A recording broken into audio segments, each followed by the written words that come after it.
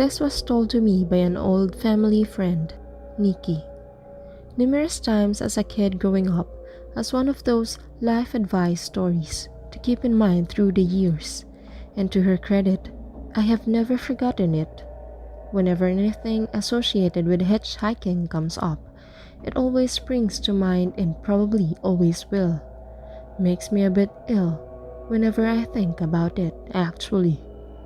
Nikki, who grew up at the same time as my dad, so this was about early 80s, I believe, was a young woman in her mid-20s.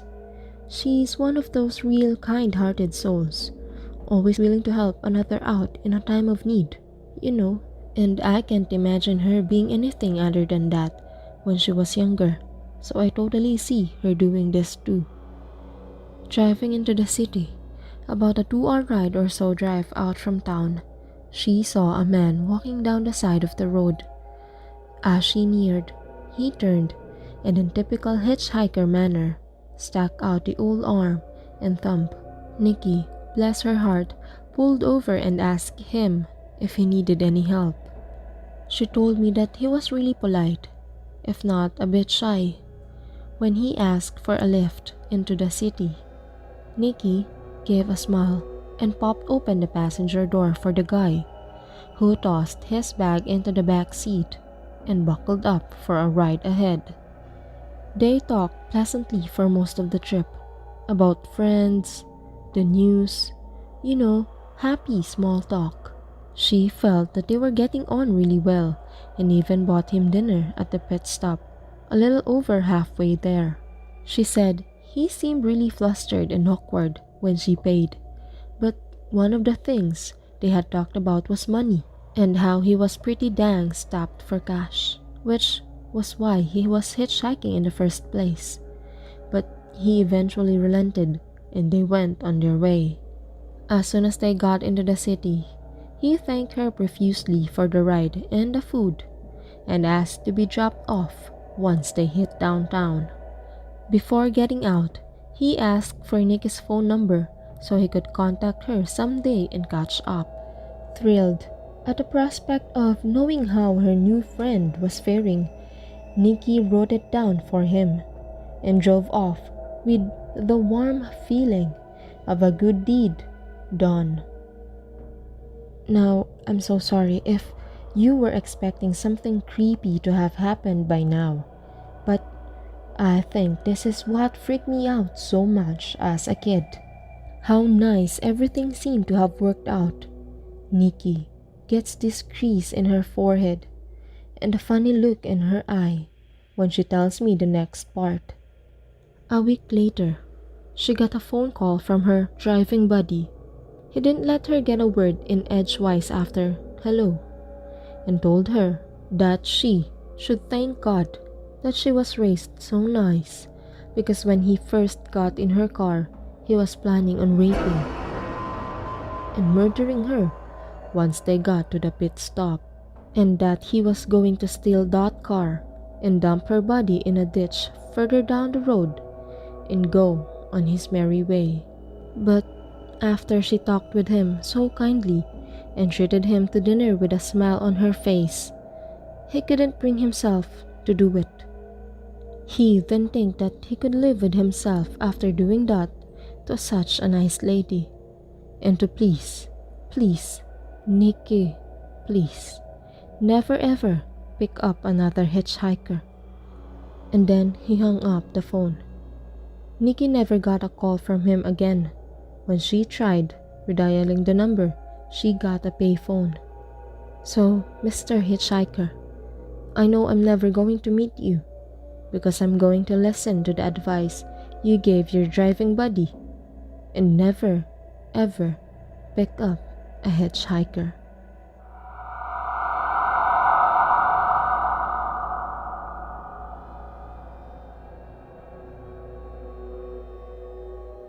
A little background. My father was in the army for 21 years, retired, and moved to a very small town in central Florida.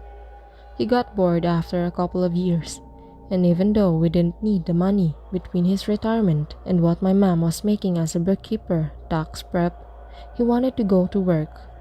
He started working at various gas stations, and it, being a small town, the owners wouldn't care if I came there and helped him out with stocking the coolers or even running the register, as long as I didn't sell any beer or smokes. This all took place in the late 80s and early 90s. The actual story I'm going to tell took place in 1990, and I remember the date well because it was shortly after my birthday, and being 15 in Florida, I had just gotten my learner's permit, and my dad would let me drive him to and from work just to get some experience on the road, both at day and at night.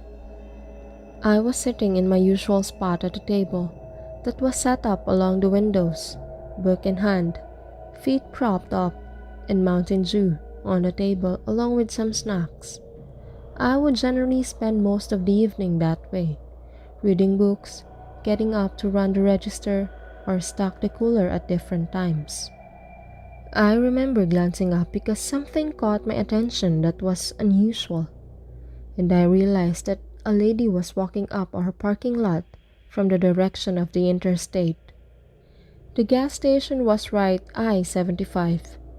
This itself was really strange because where we were located, you didn't get many people walking, and definitely not walking from the direction of the interstate. I figured she had broken down somewhere and was coming to use the phone to call for a tow truck or something. I was completely wrong. She came into the store, looked around for a few minutes, and I remember getting just a strange and a creepy feeling about her. She walked up to the counter and started telling my dad a story about how she had gotten stranded and needed a ride up to the next big town up north from us. Ocala was the town. This is important. My dad lets her know that he's working, and there's no way he can take her. She turns and looks at me, and while she's looking away from him, my dad catches my eye and suddenly shakes his head no. I was confused for a second, but then she turns back to my dad and points at me, asking if I can take her. My dad responded back that I only had a learner's permit, and I wouldn't be able to drive her anywhere and then drive back. Normally, I would have done it, even though it was illegal, because I have done it a few times before already. I did not argue with my dad, since this was completely out of character for him. He was normally chatty with the customers, but for whatever reason, he was almost curt and dismissive of her. Turns out, he had a bad vibe about her from the minute he had seen her walk up the drive. Well, she cusses him for a minute, and he basically tells her to get out of the store. She slammed the door open. I thought the glass was going to break from how hard she slammed it, and then she walks out of the store and down the driveway. I kept an eye on her and continued to watch as she makes her way back up to the interstate and then starts up the northbound on ramp. Almost a year passes, and I'm in my bedroom less than a week before my 16th birthday. I hear my dad yelling from the living room, "Son, get your ass in here and look at this." I quickly run to the living room and see my dad pointing at the TV and look at the mugshot of the lady up on the screen, and immediately remember the lady who had been in the store.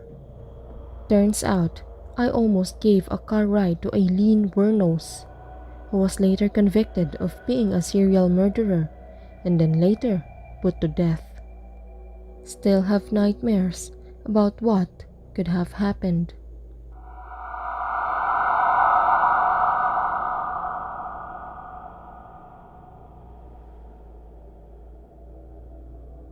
This took place in October 1977, when my mom was 16. She ran away from her abusive home, along with her friend Lisa. They hitchhiked from Mass all the way to California. Obviously, this wasn't the brightest of plans, but given my mom's tumultuous home life and past experiences, She didn't see how it could be much more dangerous than anything she'd already experienced. They had a pretty safe and uneventful trip across the country, finding friends in many truck drivers and other travelers. It wasn't until they have reached California when this encounter happened.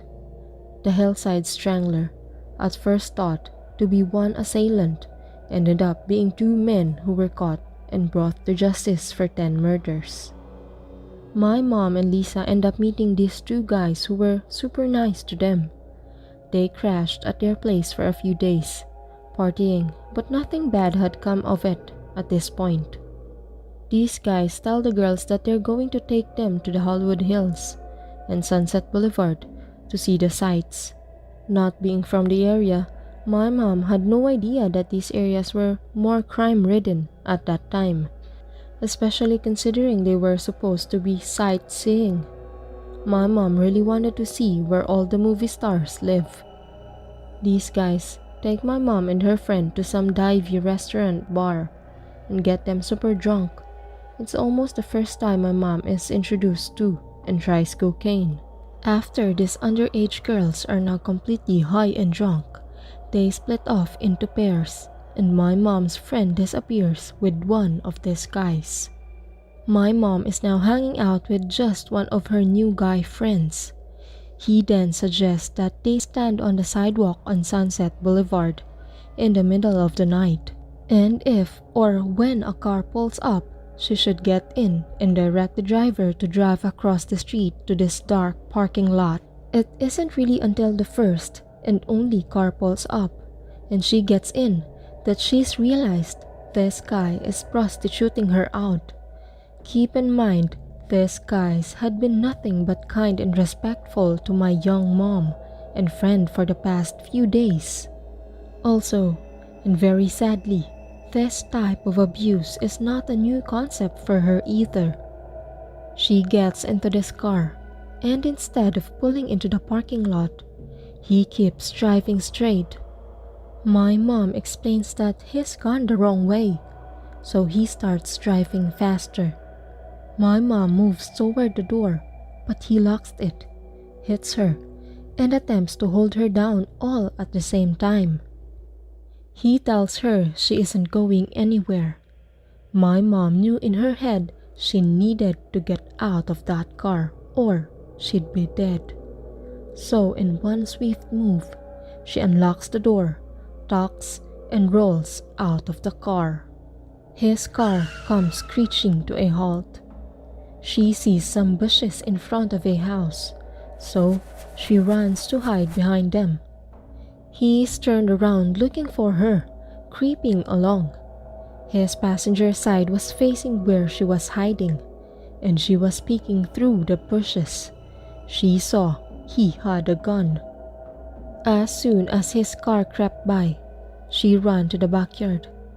It was all fenced in. There was no other way out, so she had to go back to the same way she came. By the time she crawled back into the bushes to see if he was still around, she saw his car had gone to the end of the road and turned back around. So he passes again, and when she thought he was far enough away, she crawled out of the bushes to run. But then she sees his brake lights. Confident that he's now seen her, she runs as fast as possible around the corner. But she could hear his car, so she had to duck and hide behind parked cars on the road. As soon as he passes again, she booked it across the street, which took her through the parking lot as she was originally supposed to park in, and back to her friend. The creep did circle back again, but by then she was with her friend, and they were leaving the area.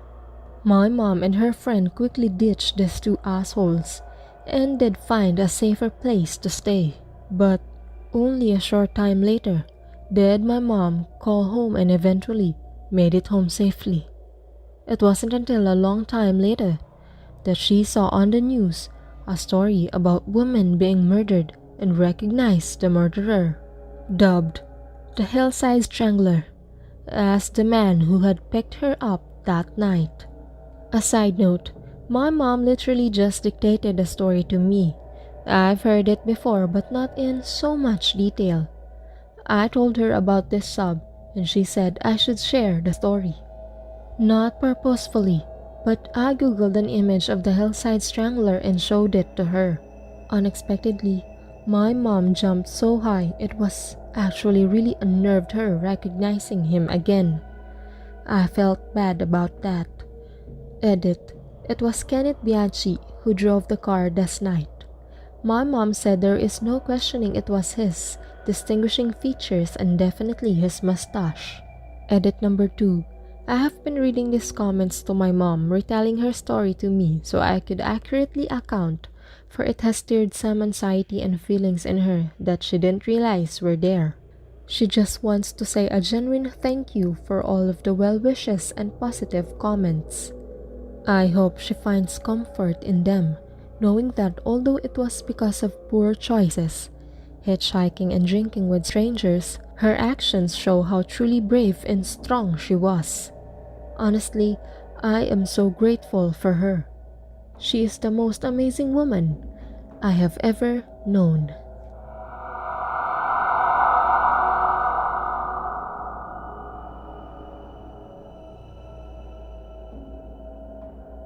Few years back, I was driving to a party with some friends from my house by myself.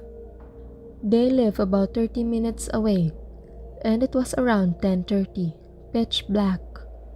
So, I'm driving down the road, and I saw a man on the side with a small white sack.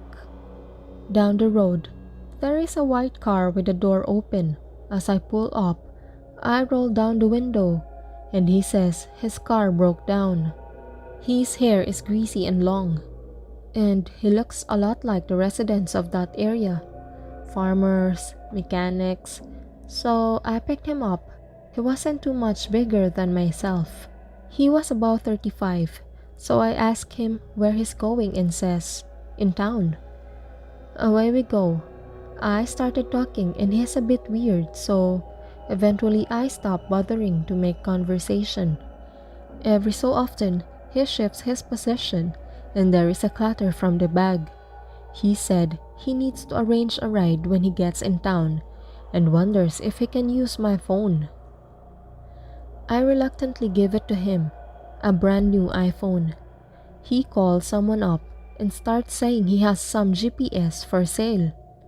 His bag shifts, and I see he has radios in his bag. The broken down looking car he said he owned was a car he had just stolen the radio from, and he's trying to sell them while in my car next to me on my phone.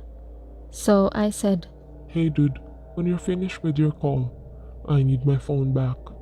cool as a cucumber. I want to make him think that I'm really stupid and I'll take him wherever. So we get about 10 minutes from where I'm going and I know I have to get rid of him. So I'm like, Hey brother, I need to make a call really quick so I can get in my friend's building. he reluctantly hands the phone back to me and I make a quick fake call and chuck it in the door pocket where he can't get it. So I ask him again since we are in town. He says, Wherever you are going, you can drop me. I scan him really quickly to see if he has a knife. So I slow down and stop when I'm satisfied he doesn't have one and say, Here you go dude, I'm just going up around the corner. he's like, No man, you can drop me there. I finally lost my cool, snap over, push his belt button and yell. This is where I'm dropping you. Get the fuck out. He looks at the pocket where my phone is, then back at my face and says, Alright dude, whatever. so I squeal my tires when I pull off, call him a piece of shit, and immediately call the police.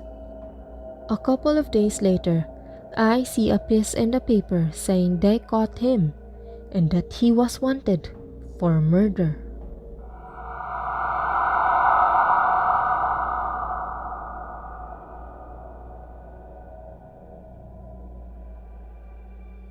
This story took place when I was 23 years old, close to 10 years ago.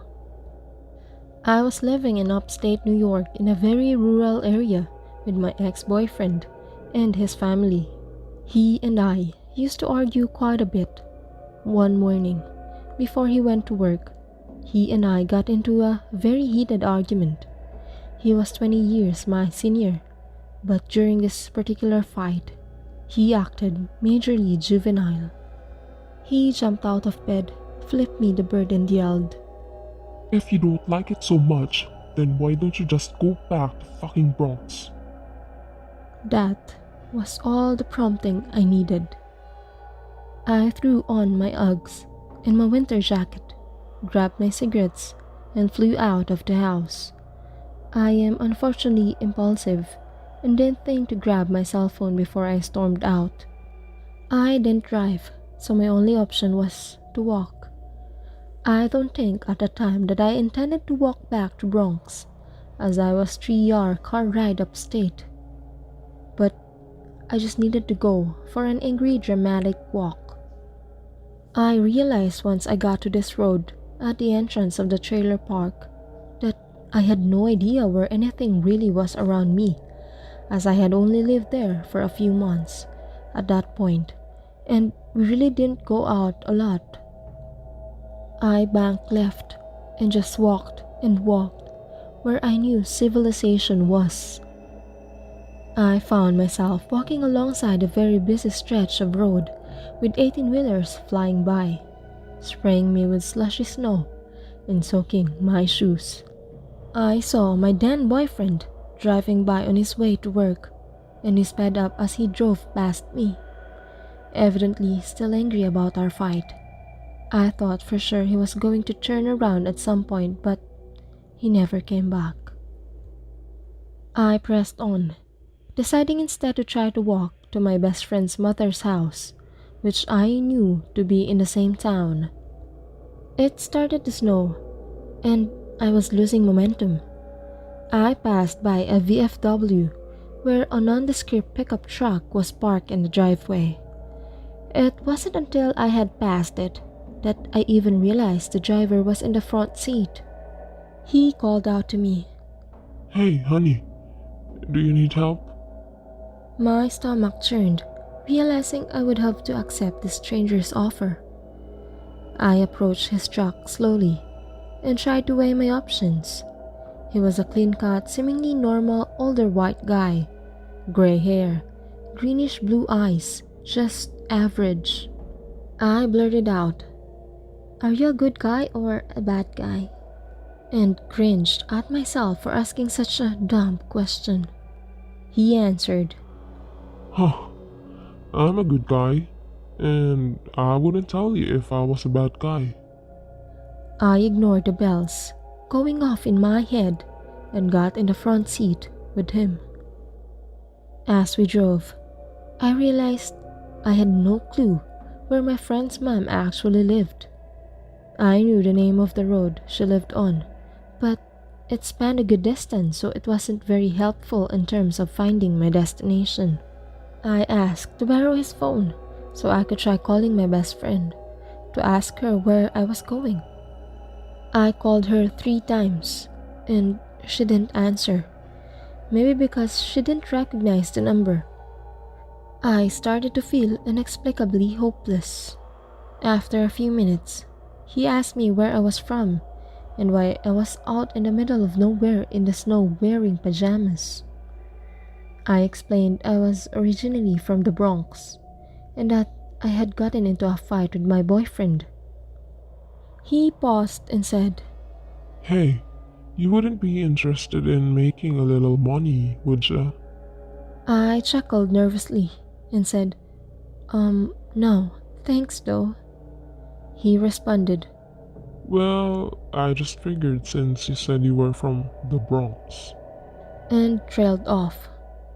Realizing at that point that I was almost definitely in deep shit, I muttered, "Oh, sure."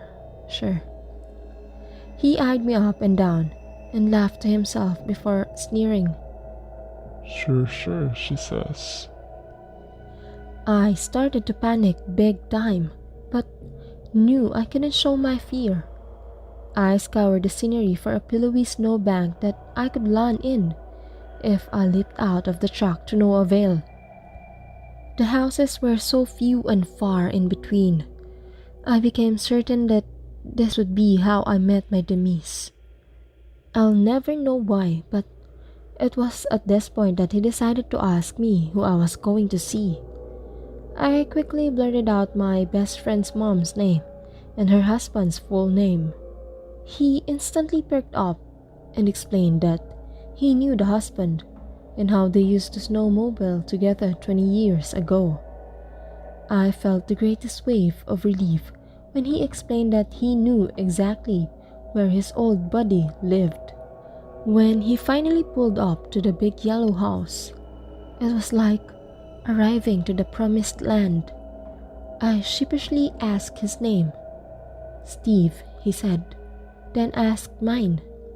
I gave him a fake name, spat out a bullshit thank you, and ran as fast as I could from his truck to the porch. I crashed through the front door and locked it behind me. I immediately started crying and running through the house, trying to find my friend's mom. I had awoken her from a sound sleep, but she didn't say a word about it upon seeing how shaken up I was. Once I knew I was safe with her, I explained everything: the fight, the fleeing, the weird guy and his sexual proposition, and she listened, horrified and curious at the same time. She made me promise to never do anything so reckless again, and if I needed her, to call her. She told me she would ask her husband when he got home about this Steve guy and find out more about him. I returned to my boyfriend's house later the same day and got really stoned to try to forget about the events of that morning. The following day, my friend's mom called to tell me that Steve was a dangerous person who her husband cut off communication with years ago. The last he had heard about Steve was that he had been arrested for sexual assault. She then went on to point how incredibly easy it would have been for him to hurt me and leave me just about anywhere on some lonely stretch of road, and no one would even know where to look for me. Not to mention, I may not have been found until the snow thawed out. So, Steve, you major fucking creep. Let's never meet again. Edit. Upon sharing this post with the best friend of mine mentioned in the story, she reminded me that I left out a super unsettling detail. When her mom called, she was able to tell me Steve's last name, one of the first results in Google, with his name plus the town's name brought me straight to a registered sex offender website, with a mugshot of him. His eyes looked cold and empty, and I realized with him being on probation at that time, he would have been especially eager to not have me get him in any further trouble with the law. Her mom said it's best when she told me that I must have some serious guardian angel looking out for me. If you have reached this part of the video, I sincerely thank you for staying. If you enjoyed the video, please do not forget to comment, like, share, and subscribe. And if you would like to listen to more of these spooky stories, please click on the notification button so you'll get updated on my every upload. Until the next video, guys, thanks again and take care.